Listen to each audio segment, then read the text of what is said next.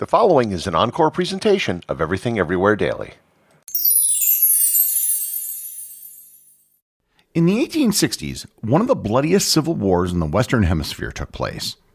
And it was not the U.S. Civil War. It was a war between Paraguay and an alliance of Uruguay, Argentina, and Brazil, and it was one of the bloodiest ever fought in Latin America. It was a conventional war that resulted in a guerrilla war which spawned famine and disease. Learn more about the Paraguayan War or the War of the Triple Alliance on this episode of Everything Everywhere Daily.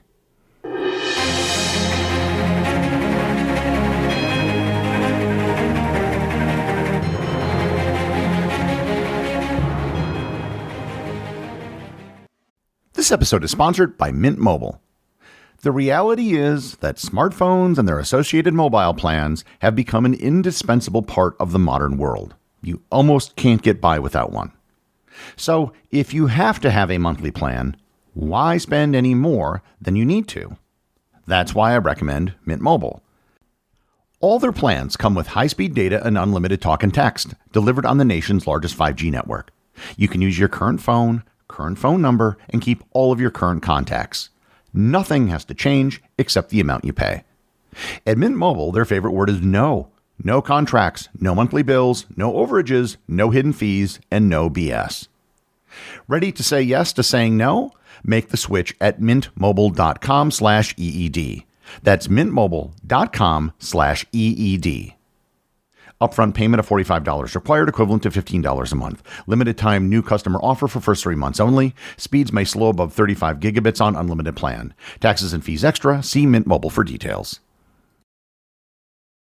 This episode is sponsored by Drip Drop. When you're hydrated, everything works better. Energy, mood, focus, literally everything improves. And that's why they created Drip Drop. It's not just about thirst. It's about keeping your body and brain running at full power. Drip Drop is a doctor-developed, proven fast hydration that helps your body and mind work better. It uses a precise ratio of electrolytes and glucose for rapid absorption, delivering 3 times the electrolytes and half the sugar of leading sports drinks. So you feel results fast, more focus, better energy, and even improved mood. And it actually tastes good. There are 16 original flavors and 8 zero sugar options. I've actually been using the zero sugar lemon lime packets to start my day with a glass of water because I don't need any more sugar. Right now, Drip Drop is offering podcast listeners 20% off your first order. Go to dripdrop.com and use promo code EVERYTHING. That's dripdrop.com, promo code EVERYTHING for 20% off. Stock up now at dripdrop.com and use promo code EVERYTHING. Despite the severity of the Paraguayan War, shockingly few people have ever heard about it. It took place right after the American Civil War, which has gotten much of the historical attention because it came first and because of the abolition of slavery was at its core. The Paraguayan War was a much more traditional war insofar as the basis of the war had to do with territory. I previously touched on this war in one of my earlier episodes in which I explained why Rutherford B. Hayes is so popular in Paraguay. The origin of the war can be traced back to the original claims made by Spain and Portugal to the region. When they divided up the map, they did so far away from South America with no real knowledge of the reality on the ground. These problems didn't just exist between Spain and Portugal. When Spain carved up its section into different colonies, the borders between them weren't very clear either. So long as they were colonies of the same European country, this really wasn't that big of a deal.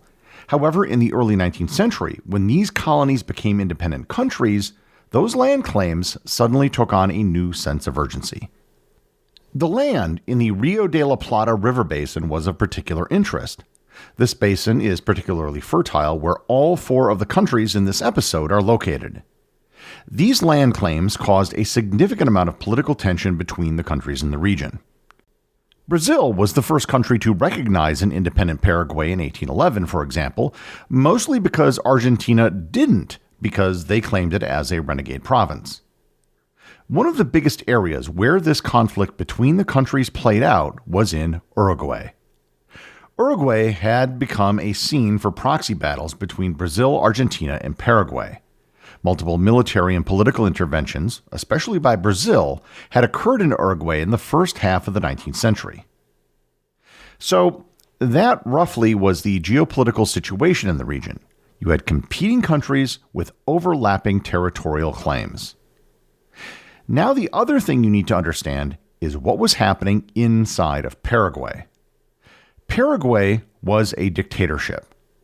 While there were other strong leaders in other Latin American countries, the blueprint for the Latin American dictator could be said to have been invented in Paraguay in the early 19th century. Following Paraguay's independence in 1811, it was led by José Gaspar Rodriguez de Francia, who was a dictator. And when I say he was a dictator, I mean this in the most literal sense. His title was Supreme and Perpetual Dictator of Paraguay. Francia ruled from 1814 to 1840, and during his reign, he executed most potential opposition and established a secret police force. He also created a prison that was like a Paraguayan gulag in the middle of the forest, 70 miles from the nearest settlement. In many ways, he created the type of authoritarian government that was to be found in many countries in the 20th century. When he died in 1840, he was replaced by Carlos Antonio Lopez, who eventually accumulated powers on a par with Francia.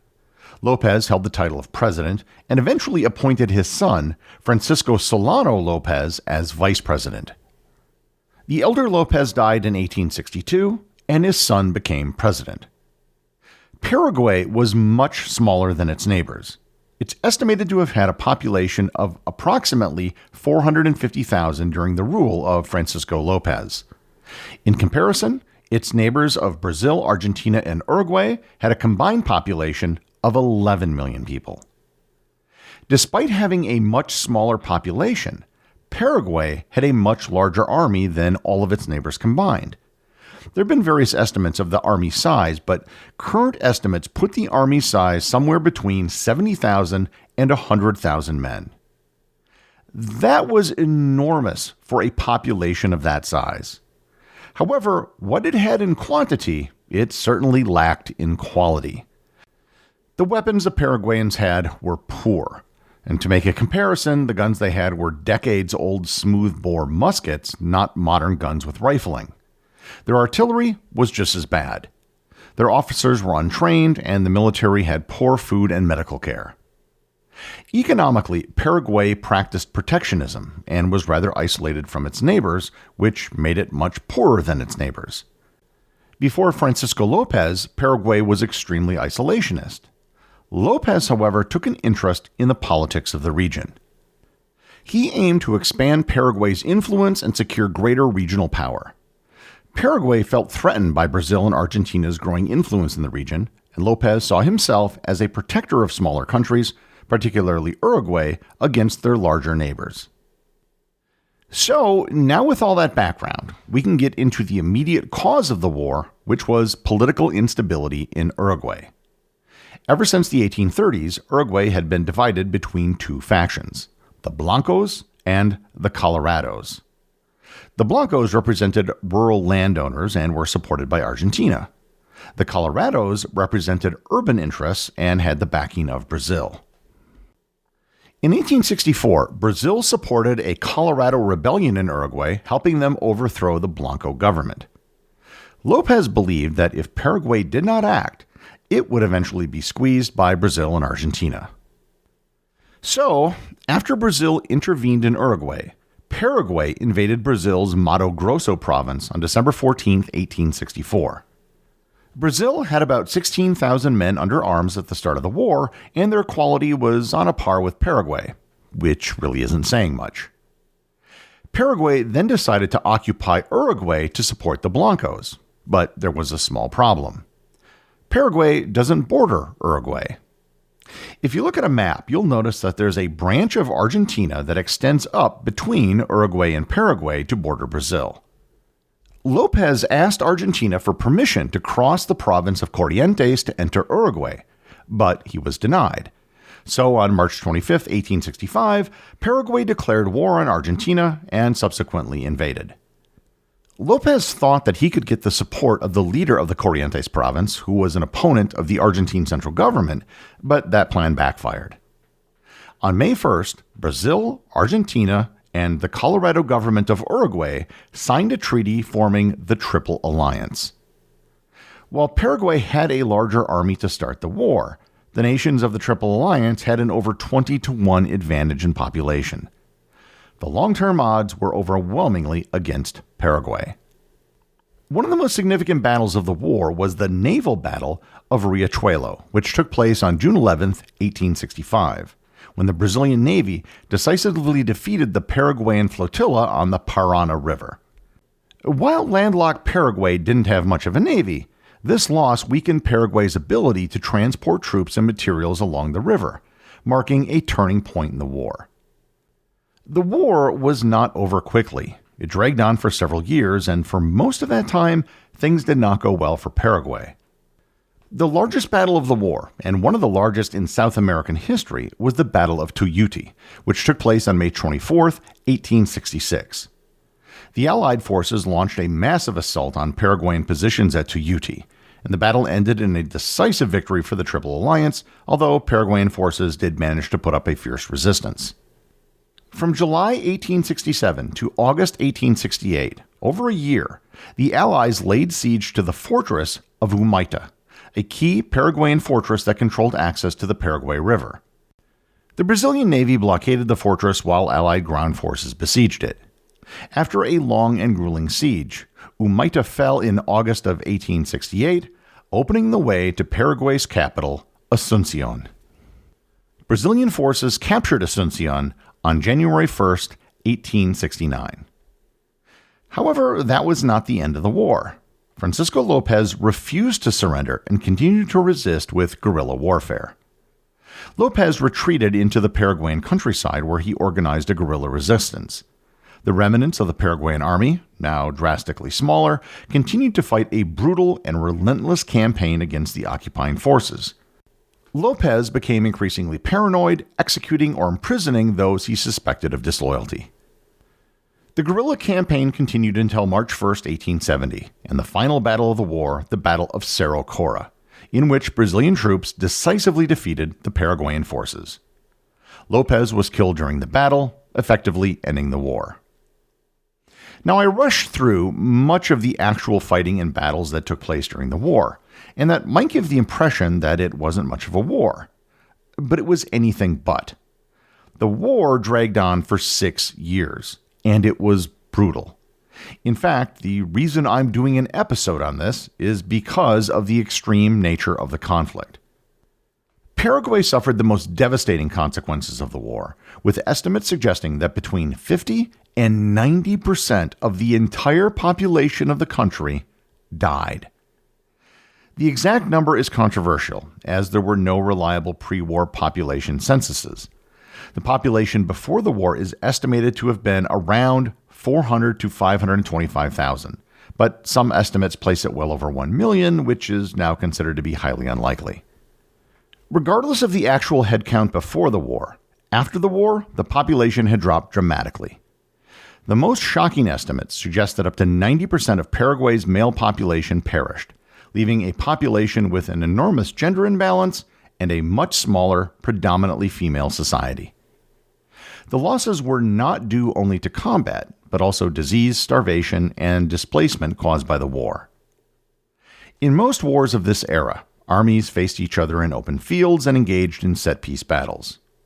And to be sure, there was a fair number of those that occurred during this war. But when the capital fell, civilians were caught up in the violence. Then, when the war entered a guerrilla phase, the distinctions between military and civilian became blurry, and the battleground was now in civilian areas. Much of the population loss, particularly in Paraguay, was due to non-combat factors such as disease, famine, and displacement. This complicates the death toll estimates, as these deaths were often indirect consequences of the war rather than battlefield casualties. Most modern estimates, even the most conservative ones, claim that at least half the population of Paraguay died during the war. In addition to the staggering death count, the loss of the war had other devastating ramifications for Paraguay. Paraguay's leadership was almost entirely wiped out during the war. After the war, Paraguay was left in a state of political chaos with a weak civilian government under occupation by the Allies. The Triple Alliance imposed harsh terms on the country. Paraguay was forced to cede significant portions of territory to both Brazil and Argentina. The Treaty of Asuncion, signed in 1872, formalized the new borders and established Paraguay as a semi-dependent state under Brazilian and Argentine influence. The modern borders of Paraguay today are significantly different and smaller than the borders of the country before the war. Uruguay, the smallest participant in the Triple Alliance, saw the Colorado faction achieve political dominance, which was secured with Brazil's backing. However, Uruguay played a relatively minor role in the post-war settlement. Brazil, despite suffering its own heavy losses, emerged as the big winner and the dominant regional power after the war. The war helped to solidify its influence in the Rio de la Plata basin and contributed to the centralization of the Brazilian Empire under the Emperor Dom Pedro II. Argentina gained territory at Paraguay's expense, but was less influential than Brazil in post-war Paraguay. The war also helped solidify Argentina's internal cohesion, but it would continue to face political instability in the following years. The Paraguayan War was a transformative event in the history of South America, shaping the geopolitical landscape of the region for decades. Paraguay's near-total destruction and its long-term recovery left a lasting scar, while Brazil's dominance in the aftermath redefined the power dynamics in South America. The executive producer of Everything Everywhere Daily is Charles Daniel. The associate producers are Austin Oetken and Cameron Kieffer. My big thanks go to everyone who supports the show over on Patreon. Your support helps make this podcast possible. And I also want to remind everyone about the community groups on Facebook and Discord. That's where everything happens that's outside the podcast, and links to those are available in the show notes. As always, if you leave a review on any major podcast app or in the above community groups, you too can have it read on the show.